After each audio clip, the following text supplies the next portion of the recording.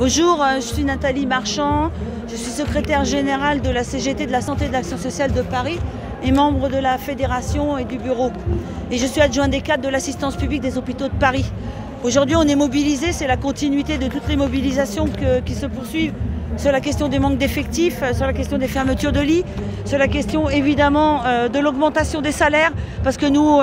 on estime que rendre attractif un hôpital comme un CCAS, comme le médico-social, il faut passer quand même par une valorisation exponentielle des salaires, puisque quand même c'est gelé depuis un certain nombre de temps. Et ensuite, on vient dénoncer évidemment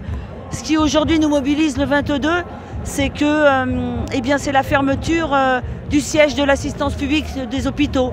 Une fermeture non sèche puisqu'il y a un démantèlement et des services qui sont partis sur d'autres sites. Mais on a surtout un complément à ne pas éviter de dire, c'est qu'on est complètement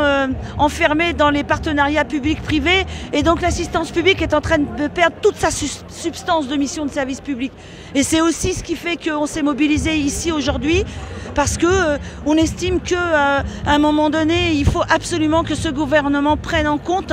et mette les dispositifs suffisants pour faire vivre la protection sociale, la Sécu certes, mais l'hôpital public, les centres d'action sociale publics, les EHPAD publics, parce que quand même c'est ce qui